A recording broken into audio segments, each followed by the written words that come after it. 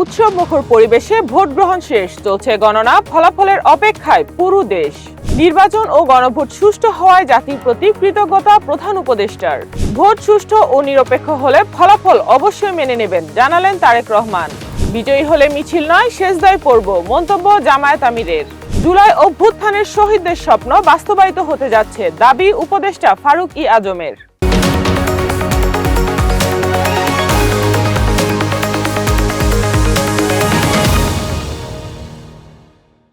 আসসালামু আলাইকুম। দিগন্ত প্রাইম টাইমে সবাইকে আমন্ত্রণ জানাচ্ছি, আমি সাইমা আক্তার। শুনছিলেন সংবাদ শিরোনাম, এবার বিস্তারিত। সারা দেশে উৎসবমুখর ও শান্তিপূর্ণ পরিবেশে শেষ হয়েছে ত্রয়োদশ জাতীয় সংসদ নির্বাচন এবং সংবিধান সংস্কারের প্রশ্নে বহুল আলোচিত ঐতিহাসিক গণভোট।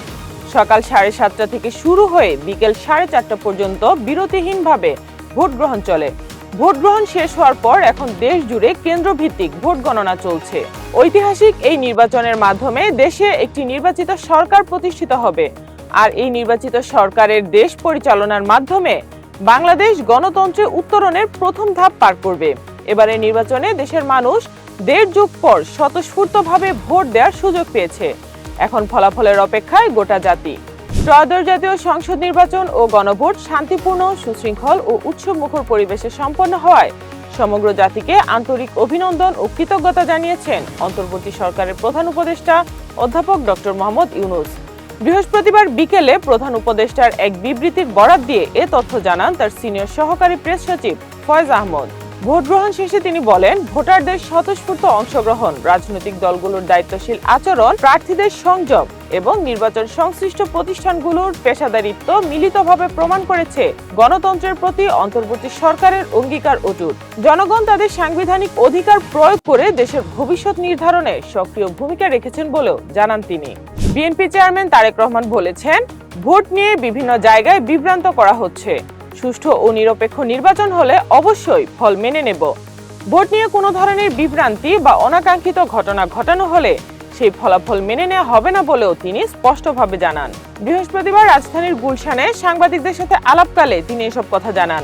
বিএনপি চেয়ারম্যান বলেন, এদেশের মালিক সাধারণ জনগণ, তারা স্বতঃস্ফূর্তভাবে ভোটাধিকার প্রয়োগ করলে সব ধরনের ষড়যন্ত্র প্রতিহত করা সম্ভব হবে। এদিকে নির্ধারিত সময়সীমার মধ্যেই জনগণ ফলাফল দেখতে পারবে বলেও আশাবাদ ব্যক্ত করেন তিনি। ত্রয়োদশ জাতীয় সংসদ নির্বাচনে বিজয়ী হলে মিছিল না করার ঘোষণা দিয়েছেন বাংলাদেশ জামায়াতে ইসলামীর আমির ডক্টর শফিকুর রহমান। বৃহস্পতিবার সামাজিক যোগাযোগ মাধ্যম ফেসবুকে এক পোস্টে তিনি এই ঘোষণা দেন। শফিকুর রহমান জানান, মহান আল্লাহর একান্ত মেহেরবানিতে জামায়াতে ইসলামী বিজয়ী হলে মিছিল, স্লোগান বা উচ্ছ্বাস নয়, সবাই সিজদায় পড়বেন। মন ভরে আল্লাহ তাআলার শুকর আদায় এবং জাতির সেবার জন্য মহান রবের একান্ত সাহায্য কামনা করবেন বলেও জানান জামায়াত আমির। জুলাই অভ্যুত্থানে দেশের বীর সন্তানরা, বিশেষ করে তরুণ প্রজন্ম যে সর্বোচ্চ আত্মত্যাগ করেছে, এমন অংশগ্রহণমূলক ও শান্তিপূর্ণ নির্বাচনের মধ্য দিয়ে সে আত্মত্যাগ সফল ও সার্থক হতে যাচ্ছে। জুলাই অভ্যুত্থানের শহীদদের স্বপ্ন বাস্তবায়িত হতে যাচ্ছে, এমন মন্তব্য করেছেন মুক্তিযুদ্ধ বিষয়ক এবং ত্রাণ ও পুনর্বাসন উপদেষ্টা ফারুক-ই আজম। বৃহস্পতিবার চট্টগ্রাম 9 আসনের আওতাধীন নগরীর বাংলাদেশ মহিলা সমিতি বালিকা স্কুল অ্যান্ড কলেজ কেন্দ্রে নিজের ভোটাধিকার প্রয়োগ করেন তিনি। এরপর সাংবাদিকদের ব্রিফিংকালে ফারুক-ই আজম একথা বলেন। এ সময় ত্রয়োদশ জাতীয় সংসদ নির্বাচন ও গণভোটের ভোট গ্রহণ নজিরবিহীন উৎসবমুখর পরিবেশে দেখে সন্তোষ প্রকাশ করেন তিনি। আন্তর্জাতিক সংবাদ। মার্কিন যুক্তরাষ্ট্রের সাথে চলমান আলোচনাকে ইসরায়েল ব্যর্থ করার চেষ্টা করছে বলে অভিযোগ তুলেছেন ইরানের নিরাপত্তা প্রধান আলী লারিজানি। দোহায় আল জাজিরাকে দেওয়া সাক্ষাৎকারে তিনি বলেন, তেহরানের পারমাণবিক কর্মসূচি নিয়ে ওয়াশিংটনের সাথে আলোচনা একটি নাজুক পর্যায়ে রয়েছে, আর ঠিক সেই সময় ইসরায়েল বিভিন্ন অজুহাতে প্রক্রিয়াটিকে দুর্বল করার চেষ্টা করছে।